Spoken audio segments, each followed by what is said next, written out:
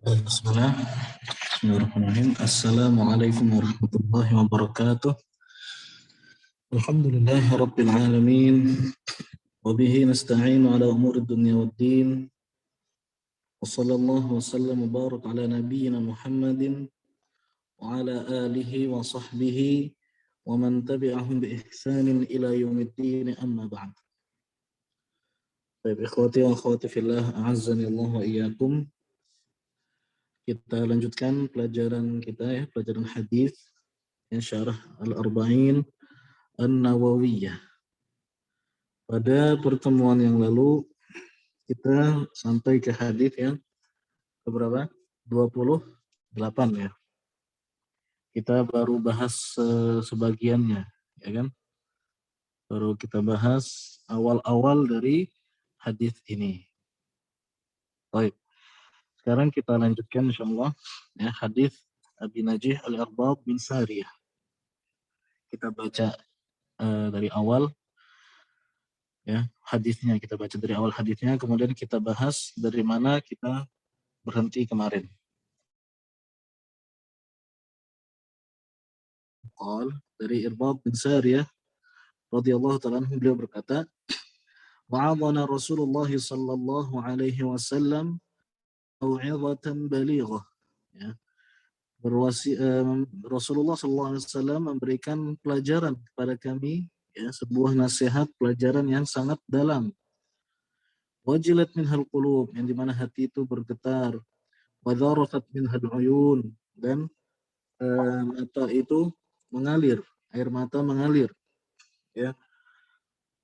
Faqulna, kemudian kami mengatakan, ya Rasulullah, wahai Rasulullah, ka'annaha mau'izatu muwaddi'in fa'ausina. Ya, seakan-akan itu adalah nasihat orang yang ingin berpisah. Ya, fa'ausina, maka berikanlah kami wasiat. Ya, berikanlah kami apa? Wasiat. Kemudian Nabi SAW mengatakan, usikum bitaqwallahi azza wa jalla. Ya, aku wasiatkan pada kalian untuk bertakwa kepada Allah. Ini wasiat yang pertama. Ya, wasiat dari Nabi SAW. Ini wasiat apa? Al-awwalin wal akhirin. Ya, wasiatullah lil awwalin wal akhirin. Wasiat Allah kepada orang-orang yang terdahulu dan yang belakangan. Sebagaimana Allah Subhanahu wa taala berfirman dalam Al-Qur'an, "Walaqad wassayna alladhina utul kitaba min qablikum wa iyyakum an ittaqullah." Dan telah kami wasiatkan ya kepada orang-orang yang diberikan kitab sebelum kalian, dan juga wasiat untuk kalian apa? An ittaqullah, agar kalian agar bertakwalah kalian kepada Allah. Ya. Jadi wasiat takwa adalah wasiat yang selalu ada, yang selalu diwasiatkan kepada orang-orang terdahulu dan juga orang yang belakangan. Ya. Dan takwa, apa itu takwa? Sudah kita bahas juga ya, yaitu mengerjakan ketaatan kepada Allah ya, dan menjauhi yang dilarang. Ya, dan juga membenarkan kabar ya dari Allah dan Rasulnya, ini juga termasuk ketakwaan. Para ulama, sebagian ulama menambahkan definisi takwa ya, yaitu apa? Mengerjakan perintah dan menjauhi larangan ala ilmin wa basirah. Jadi ditambahin dengan di atas ilmu, ya, di atas basirah, di atas ilmu. Ya. Terkadang seseorang beribadah kepada Allah tanpa ilmu, ya, maka ibadahnya sia-sia. Maka hendaknya kita melaksanakan ketaatan kepada Allah dengan dasarnya ini, ketaatan ini disyariatkan dalam Islam, ya. Dan juga kita meninggalkan apa yang diharamkan atau apa yang dilarang berdasarkan ilmu, ya.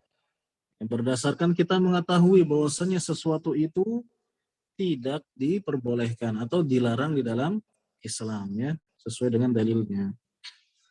Baik, kemudian wasiat yang kedua, di sini Nabi SAW mengatakan apa? As-sam'i wa ta'ati wa in ta'ammara 'alaikum 'abdun.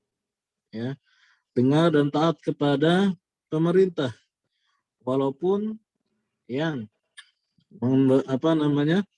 memberikan perintah kepada kalian atau yang menjadi pemerintah kepada kalian adalah seorang hamba sahaya. Ya, ini wasiat yang sangat agung ya, yang harus kita perhatikan. Ya, mendengar dan taat kepada pemerintah. Ya, pemerintah kaum muslimin. Ya, bagaimanapun dia menjadi pemerintah, entah itu dengan cara yang benar atau dengan cara yang salah. Kalau memang sudah terlanjur jadi penguasa, ya, selama dia muslim, tidak melakukan kesyirikan akbar ya yang didasari dengan ilmu, ya sudah bahkan dia masih sholat, ya maka dia wajib kita dengarkan dan taati dan tidak boleh memberontak, ya dan tidak boleh berontak sebagaimana manhajnya para khawarij. Ya di sini Nabi SAW mengatakan wa in ta'ammar 'alaikum 'abdun, walaupun yang memerintahi kalian itu seorang hamba sahaya. Nah, dalam Islam hamba sahaya itu tidak boleh jadi penguasa, tidak boleh jadi pemerintah, ya tidak sah. Artinya tidak bukan tidak sah, artinya dia itu tidak boleh dipilih, ya tidak boleh dipilih oleh kita. Makanya kemarin kita jelaskan dalam masalah pemerintah ini ada yang namanya memilih, ya. Ya kalau kita memilih maka kita pilih pemerintah, ya kita jadikan pemerintah itu yang sesuai dengan syariat, ya laki-laki, bukan hamba sahaya, ya. Kemudian apalagi ya dan seterusnya syarat-syarat yang dijelaskan oleh para ulama dalam kitab-kitab fikih tentang kepemerintahan, ya. Adapun kalau pemerintah itu sudah terlanjur jadi pemerintah, ya, maka hanya satu syarat yang wajib ada, yaitu Islam. Selama dia muslim, ya, dia menjadi pemerintah, penguasa yang dengannya penguasanya itu beneran, ya, penguasa yang beneran, yang punya kekuatan dan kekuasaan, ya, yang dengannya terjaga stabilitas keamanan dan ekonomi dan seterusnya. Maka kita wajib untuk mendengar dan taat. Ya.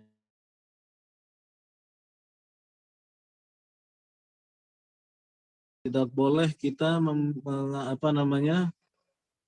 memburukkan citranya dan seterusnya. Ya, memang kita tidak boleh memuji berlebihan, memuji pemerintah berlebihan tidak boleh, memuji pemerintah dengan sesuatu yang tidak ada pada dirinya, ya tidak boleh, ya. Tapi kita juga tidak boleh menjatuhkan wibawa pemerintah, ya. Kita harus agungkan karena kita besarkan pemerintah. Karena dengan besarnya pemerintah di mata rakyatnya, ya, maka itu lebih akan terjaga keamanan, ya, dan seterusnya. Baik.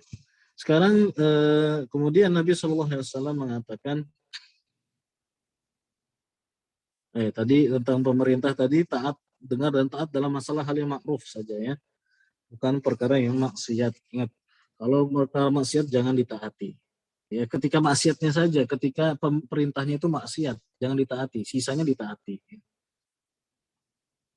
Baik, kemudian kata Nabi SAW, nah ini yang sampai sini kemarin kita ya, kalau nggak salah ya.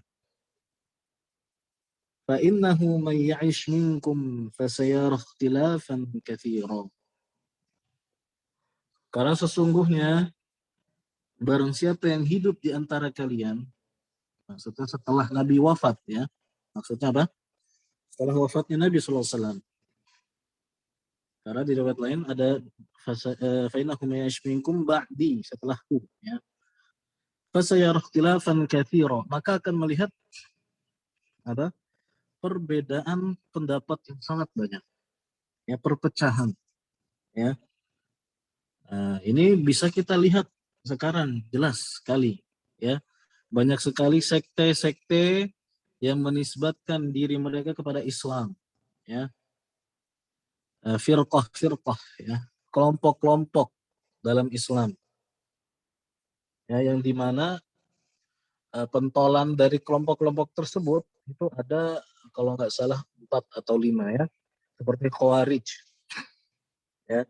Khawarij itu apa namanya, termasuk usulul firaq ya, termasuk apa namanya, eh, kayak sumbernya firqah ya.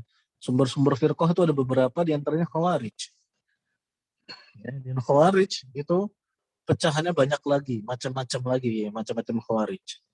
Kemudian ada Murji'ah ya, yang lawan dari Khawarij ya. Kalau Khawarij itu berlebihan, mereka keras ya, mengkafirkan dengan dosa besar. Kalau Murji'ah sebaliknya ya, orang yang melakukan dosa besar keimanan tetap utuh ya. Orang yang melakukan kesyirikan selama hatinya tetap beriman dikatakan tidak musyrik ya. Itu Murji'.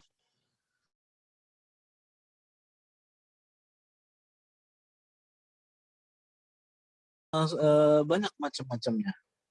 Kemudian ada apa namanya, Syiah Rafidhah ya.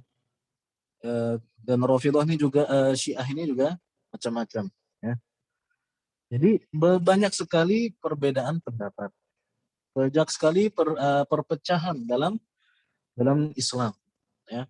Banyak firqah-firqah yang muncul ya. Dan ini sesuai dengan hadis Nabi SAW yang lain ya. Sataftariqu ummati ala ithnataini atau ala thalathin wa sab'ina firqah ya. Atau kama qala Nabi SAW. Kata Nabi SAW dalam hadis, akan berpecah umatku sampai 73 golongan ya. Yang benar mana, yang selamat cuma satu ya.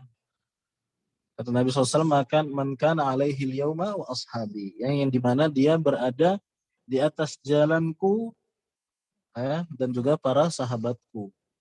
Jadi mengikuti sunnah Nabi SAW dan sahabatnya, itu yang apanya selamat ya. Mereka lah ahlus sunnah ya, wal jamaah, taifah mansurah ya, yang ditolong oleh Allah Subhanahu wa taala.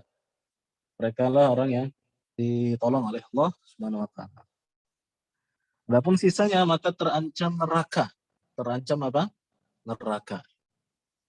Yang sebagiannya ada yang sudah sampai keluar Islam dengan akidahnya. Yang sebagiannya ada yang masih belum keluar dengan Islam ya. Karena mungkin bisa masih ada syubhat di kepalanya dan seterusnya. Yang jelas sisanya selain ahlus sunnah, selain firqah najiyah yang apa mengikuti sunnah Nabi SAW dan para sahabatnya, terancam api neraka. Ya. Jadi ini ya sesuai dengan hadis yang kita bahas ini ya. Fasayarah ikhtilafan katsir. Kita akan melihat perbedaan pendapat yang sangat banyak. Ya, itu sudah dimulai dari zaman para sahabat. Ya, sudah dimulai dari zaman para sahabat. Ketika zaman para sahabat muncul firqah Khawarij, muncul firqah Qadariyah yang menafikan takdir, yang mengatakan takdir itu tidak ada, Allah tidak mengetahui, ya, atau Allah tidak memberi, Allah tidak memiliki masyiah, ya, dan seterusnya. Itu sudah dimulai dari zaman para sahabat, ya, sampai hari ini semakin banyak dan semakin banyak, ya. Kemudian kalau 73 bukankah lebih, ya, bukankah kenyataannya lebih dari 73? Maka jawabannya sebagian ulama mengatakan 73 itu maknanya adalah saking banyaknya. Ya, bukan nggak mesti plek 73 benar-benar persis 73. Ya. Sebagian lagi mengatakan 73 itu apa?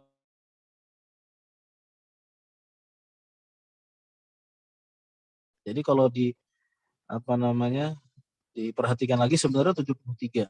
Yang lebih itu sebenarnya kembali gabung sama yang lainnya. Ya Allah Ta'ala a'lam. Intinya Yang jelas banyak terjadi perpecahan, ya, yang dimana mereka semua mengaku Islam, ya, mengaku mengikuti Allah dan Rasulnya, ya. Akan tapi pengakuan saja tidak cukup, ya. Dan juga pengakuan kepada mengikuti Allah dan Rasulnya juga tidak cukup. Ya, makanya Ahlus Sunnah Salafiyah mengatakan apa? Kita mengikuti sesuai pemahaman para sahabat. Ini sesuai pemahaman para salafus saleh. Ya, ini menjadi perbedaan antara Ahlus Sunnah dengan firqah atau sekte yang lainnya. Baik.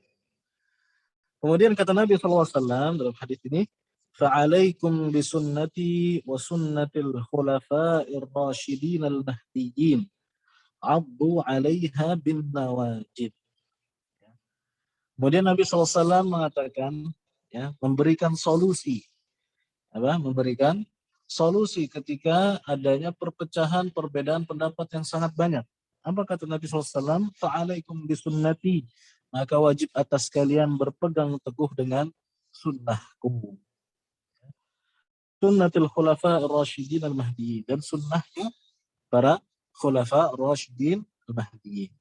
Ya, para khulafa ar-rasyidin. Abu Bakar, Umar, Utsman dan Ali. Ya. Nah, sunnah di sini apa maksudnya? Ya. Nah itu bariqah, jalan, ya. Dan sunnah di sini maksudnya jalannya Nabi SAW, ya, ajaran Nabi SAW, yang artinya Islam itu sendiri, ya, Islam itu sendiri, Islam yang murni, Islam yang murni dari tambahan dan pengurangan, ya, yang masih asli, yang sebagaimana dibawa oleh Nabi SAW dan para sahabatnya. Itulah sunnah, ya, sunnah Nabi SAW. Jadi hendaknya kita berpegang teguh dengan sunnah Nabi SAW, ya, dengan agama yang benar, ya, agama Islam yang asli, yang masih belum dinodai oleh noda-noda bid'ah, syirik dan seterusnya. Ya. Dan juga sunnahnya khulafa ar-rasyidin juga hendaknya kita pegang, ya. Selama selama tidak bertentangan dengan sunnah Nabi SAW. Ya. Dan memang sunnah khulafa ar-rasyidin tidak bertentangan dengan sunnah Nabi SAW. Karena mereka orang yang paling mengerti dengan sunnah Nabi SAW. Ya, orang terbaik setelah para Nabi dan Rasul. Ya. Ya, mereka tidak maksum, terkadang salah. Ya. Oleh karena itu ketika salah kita lebih memilih sunnah Rasulullah Sallallahu Alaihi Wasallam. Ya, tapi kebanyakannya tidak bertentangan dengan sunnah Rasul. Baik. Atau terkadang terlihat bertentangan tapi sebenarnya tidak. Bagaimana itu? Contohnya seperti adzan kedua atau adzan 2 kali ketika hari Jumat. Ya. Jadi sebelum masuk waktu sholat Jumat ada adzan pertama. Ya kan? Nah, ini sunnahnya Utsman bin Affan. Tapi Utsman bin Affan memiliki alasan, ya, kenapa mengadakan adzan seperti itu. Yaitu ketika luasnya kekuasaan kaum muslimin dan juga banyaknya manusia, ya. Akhirnya mereka diperingatkan dengan azan yang pertama yang dikumandangkan di berbagai tempat, di pasar-pasar dan tempat yang lain. Ya. Jadi ada ilahnya, ada sebabnya. Nah, karena waktu itu juga belum ada pengeras suara, ya. Makanya butuh untuk diingatkan dengan azan yang pertama agar manusia ingat kalau itu hari Jumat, ya, ada ibadah sholat Jumat. Nah, sedangkan sunnah Rasulullah SAW bagaimana?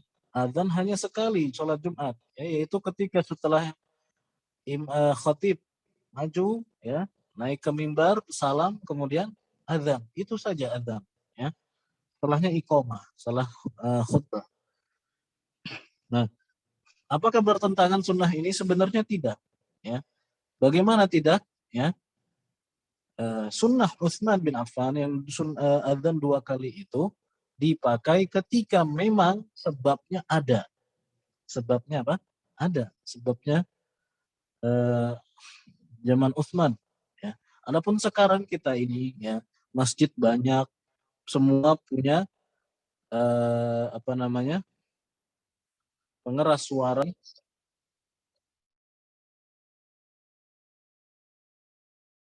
Jumat hanya sekali, mengikuti sunnah Rasulullah SAW untuk zaman ini, ya.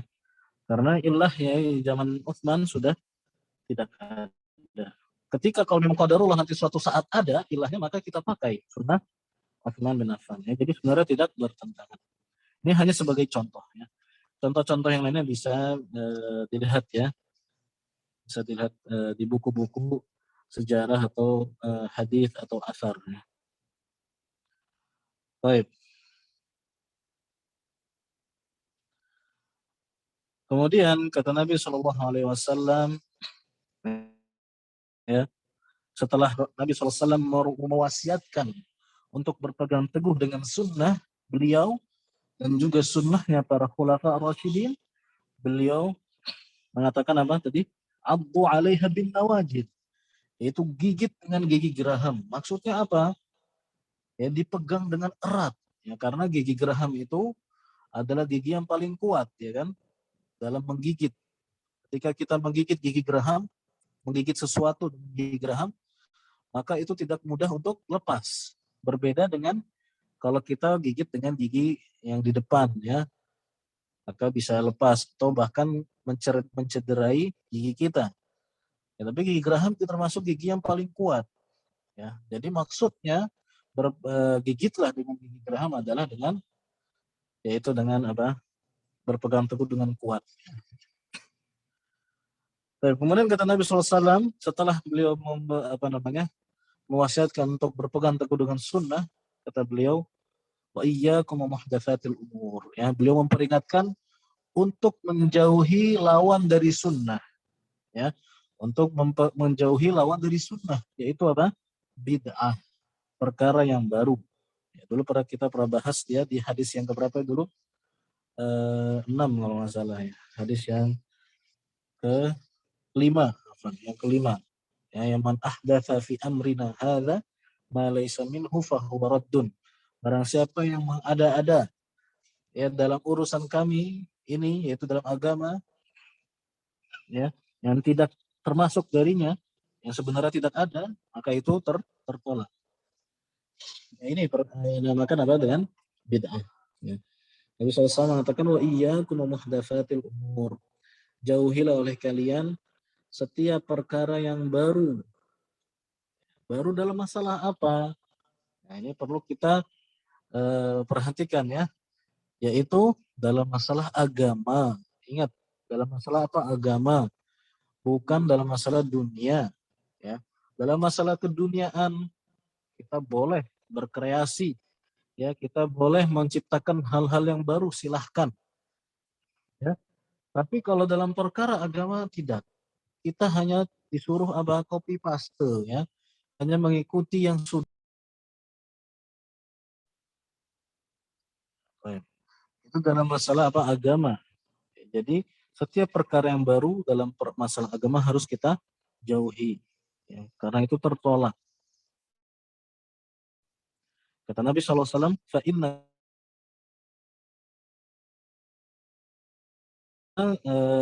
sesungguhnya setiap bid'ah itu sesat, ya.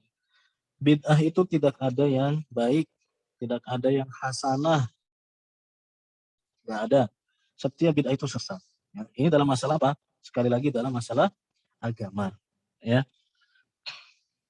Yang mengatakan bid'ah sesat siapa yang pertama? Ya Rasulullah.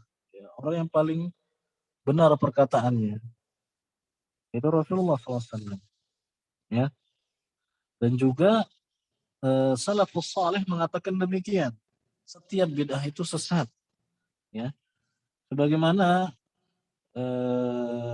Abdullah bin Umar radhiyallahu taala anhu mengatakan kullu bid'atin dhalalah wa in ra'aha an-nasu hasanah. Setiap bid'ah itu sesat. Wa in ra'aha an-nasu hasanah. Walaupun dilihat oleh manusia itu baik.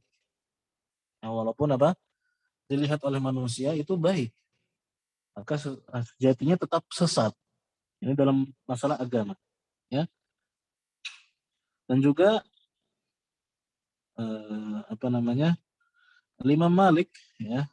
Perkataan beliau sangat terkenal. Kata beliau, "Man ibtada'a fil Islami bid'atan." Barang siapa yang berbuat bid'ah dalam Islam, ya, maksudnya dalam agama, ya, sebuah bid'ah. Ya, barang siapa yang berbuat sebuah bid'ah dalam agama, yaraha hasanatan. Dia menganggap itu hasanah, bid'ah hasanah. Ya, menganggap itu baik. Faqad za'ama anna Muhammadan khana risalah. Maka dia telah mengklaim, ya, telah mengklaim bahwasanya Nabi SAW telah berkhianat. Ya, berkhianat dalam apa? Menyampaikan risalah. Ya. Lianna Allah yaqul, karena Allah Subhanahu wa taala mengatakan, "Al-yauma akmaltu lakum dinakum." Pada hari ini telah aku sempurnakan bagimu agamamu. Jadi agama sudah sempurna, tidak perlu penambahan dan pengurangan, ya.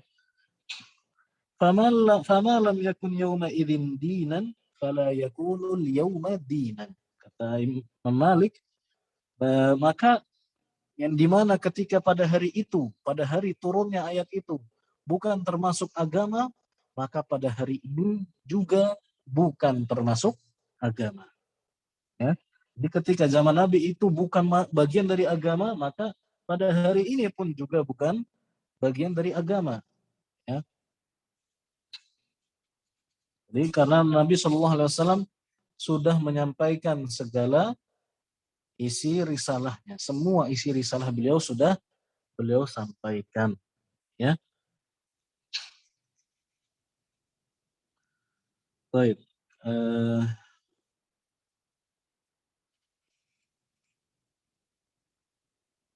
Kemudian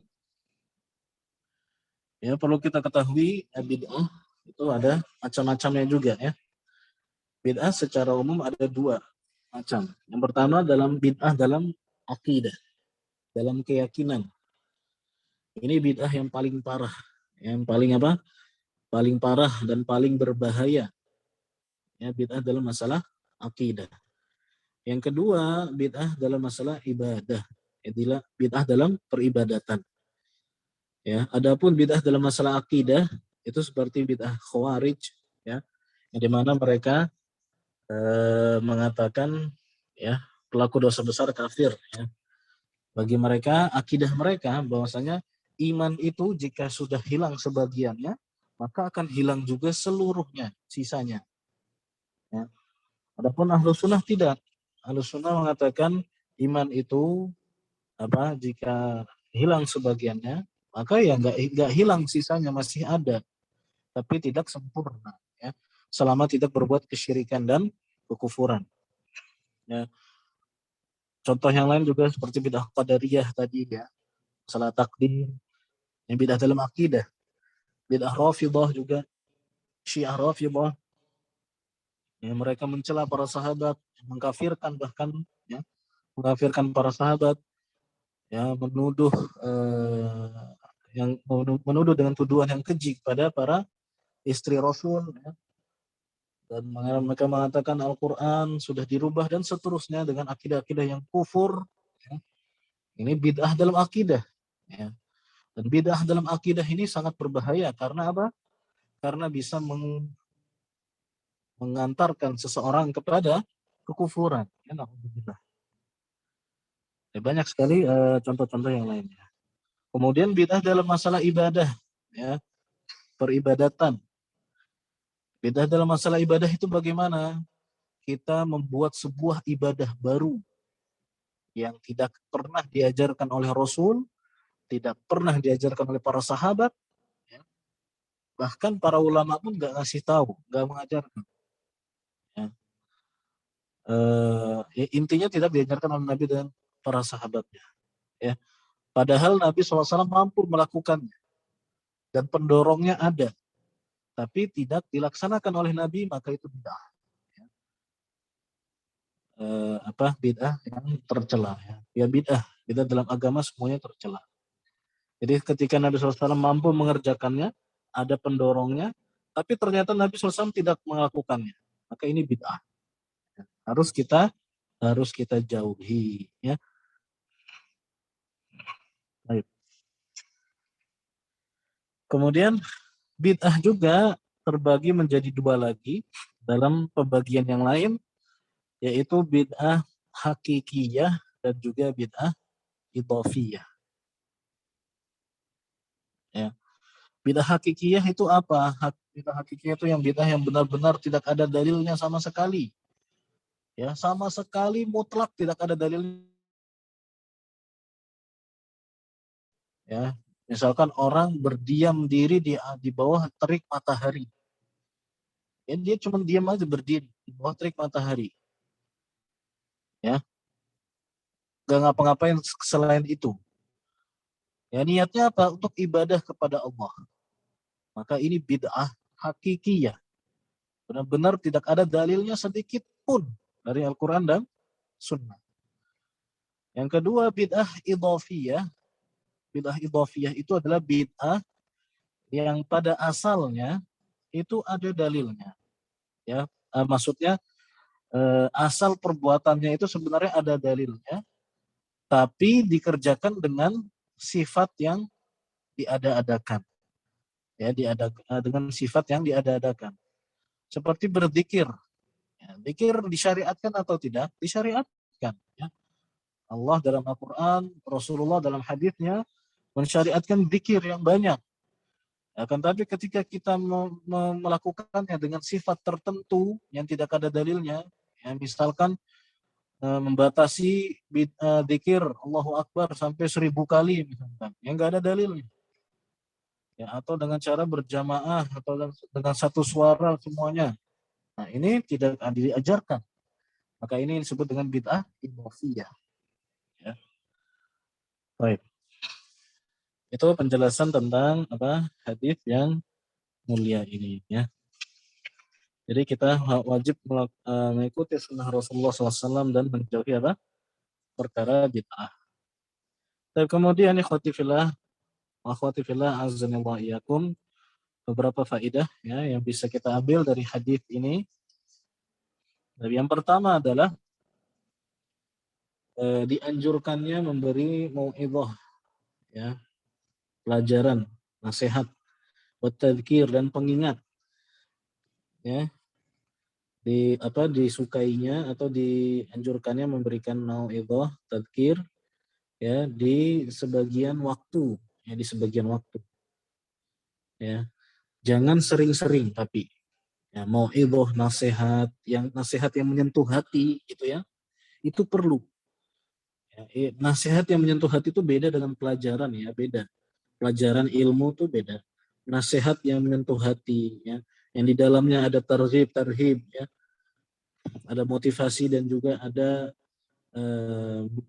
memberikan rasa takut, ya, itu perlu. Tapi jangan jangan terlalu sering, ya.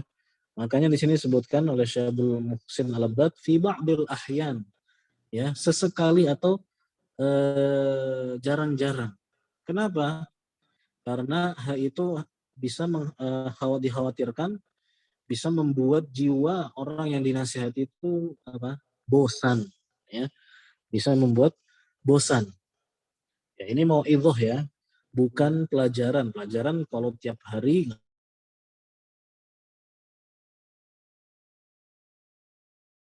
ya kan, mencari fikih, mempelajari hadis, mempelajari tafsir, tapi memberi nasihat yang menyentuh itu, maka itu perlu, tapi jangan sering, jangan terlalu sering, ya. Karena hal itu bisa menjadikan jiwa itu bosan. Ya, kalau sudah bosan, nanti nasihatnya bisa jadi tidak masuk, ya, tidak diperhatikan, ya. Naudzubillah. Baik. Ini faedah yang berapa? Yang pertama. Kemudian faedah yang kedua adalah, ya, kita bisa melihat semangatnya para sahabat atas kebaikan karena mereka meminta wasiat kepada Nabi Sallallahu Alaihi Wasallam. Itu faedah yang keberapa? Yang kedua. Kemudian faedah yang ketiga adalah wasiat yang paling terpenting adalah ketakwaan. Wasiat yang terpenting adalah ketakwaan. Makanya kalau kita ingin mewasiatkan kepada seseorang berwasiat, ya, maka harusnya yang pertama kita mulai adalah berwasiat untuk ketakwaan. Ya. Yang dimana takwa ini mencakup juga tauhid dan meninggalkan syirik. Karena tauhid dan syirik termasuk tauhid, ya, bertauhid dan meninggalkan syirik adalah ketakwaan yang paling penting. Ya. Jadi hendaknya kita kalau memberi wasiat, memberi nasihat kepada orang, ya, hendaknya kita mulai dengan berwasiat untuk bertakwa, bertakwa kepada Allah. Ya.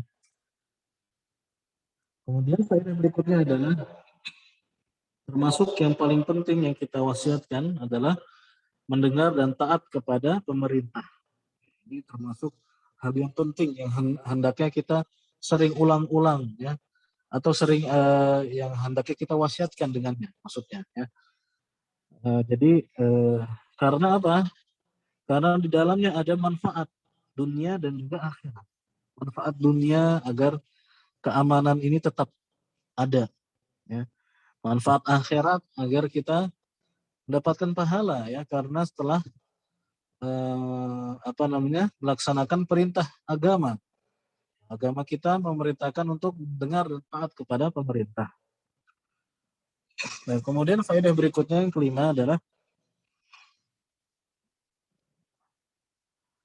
ya memberikan motivasi, ya, mubalaghah. Di sini disebutkan mubalaghah fil haqqi ala luzumi sam'i wa ta'ah.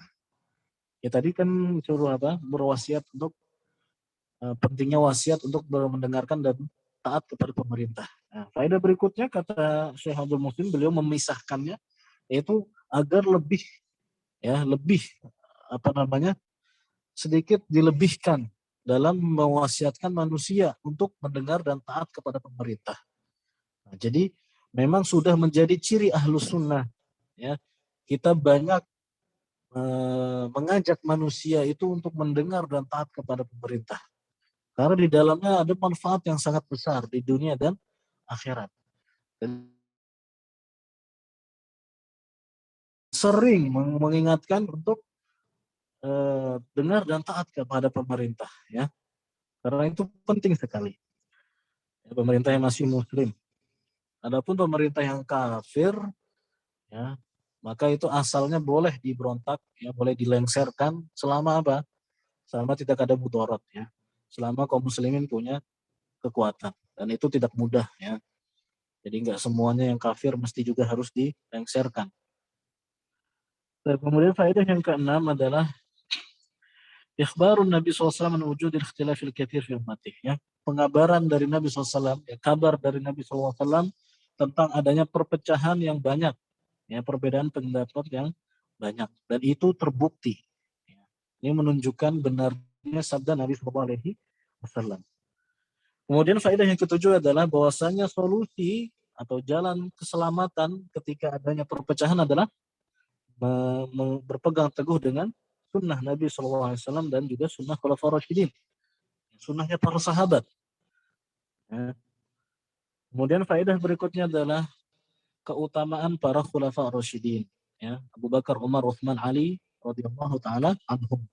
Mereka orang terbaik setelah para nabi dan rasul. Yang paling pertama Abu Bakar, kemudian Umar, kemudian Uthman, kemudian siapa? Ali radhiyallahu taala anhum ajma'in. Kemudian faedah berikutnya adalah peringatan keras dari hal-hal yang dibuat, ya, atau hal-hal yang baru dalam agama. Hendaknya kita menjauhinya. Ya. Di dalam hadis ini ada peringatan keras dari Nabi SAW agar kita menjauhi perkara-perkara yang baru dalam agama, ya, atau disebut dengan bid'ah. Kemudian faedah berikutnya adalah annal bid'ah kullaha dhalalah, ya, bahwasanya bid'ah itu seluruhnya sesat. Bid'ah dalam agama, ya, dalam akidah ataupun ibadah. Seluruhnya sesat, tidak ada yang baik. Ya. Karena itu menambah-nambah agama. Ya, siapa yang jamin kalau kita dapat pahala? Ya, yang jamin kita dapat pahala ya Allah dan Rasulnya dalam Al-Quran dan Sunnah. Kalau nggak ada dalilnya maka nggak ada jaminan dapat pahala. Ya. Bahkan itu termasuk ya, berbuat bid'ah itu adalah termasuk kurang ajar, termasuk tidak beradab kepada Allah dan Rasulnya. Ya. Kemudian berfaedah berikutnya adalah hendaknya kita ketika memberi wasiat memberikan targhib dan tarhib, ya, motivasi melakukan sesuatu dan juga peringatan kekeras dari sesuatu yang buruk. Ya.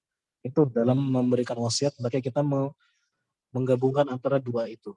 Ya, memberikan motivasi agar melakukan hal yang baik dan memberikan peringatan keras dari perkara yang buruk. Ya. Alam, mungkin itu saja yang bisa kita bahas pada kesempatan kali ini. Semoga bermanfaat bagi saya pribadi dan juga antum sekalian. Allah Ta'ala.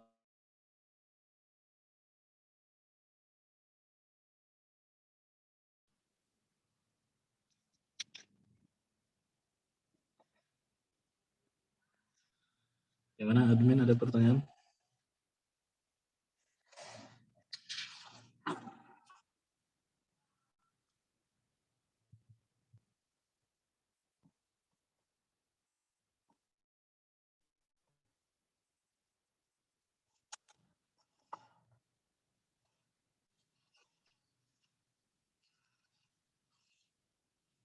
Saya rasa nggak ada ya, karena insya Allah sudah cukup jelas ini pelajarannya.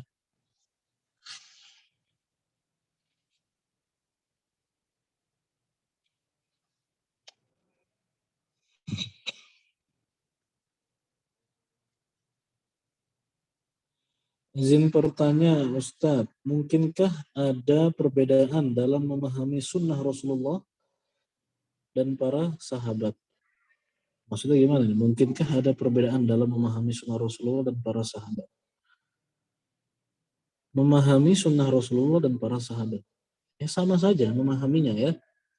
Kita memakai akal kita dalam memahaminya. Bukan berarti kita menuhankan akal ya. Enggak, tapi ini kita pahami ya dengan pemahaman para ulama yang paling penting ya. Pemahamannya sama saja, memahami sunnah Rasul dan para sahabat. Yang jelas ketika ada pertentangan antara hadis sunnah Rasulullah dan perkataan para sahabat, maka kita kedepankan sunnah Rasulullah ya. Karena para sahabat ya ketika mereka mengatakan sesuatu itu hujjah ya. Tapi selama apa? Dengan syarat selama tidak bertentangan dengan sunnah Rasulullah ya. Selama tidak diselisihi oleh yang lainnya dari para sahabat. Allah Ta'ala alam. Itu yang saya pahami dari soal ya. Ada pertanyaan lagi?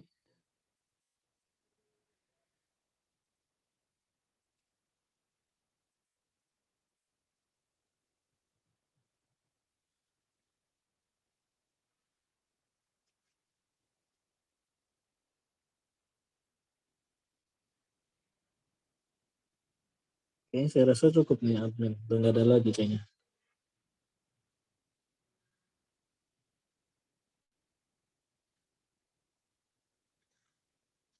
Ya, cukup ya. Nah, kalau memang ada pertanyaan nanti bisa lewat WhatsApp ya. Kita tutup dengan doa kafaratul majelis. Subhanakallahumma wa bihamdik asyhadu an la ilaha illa anta astaghfiruka wa atubu ilaik. Assalamualaikum warahmatullahi wabarakatuh.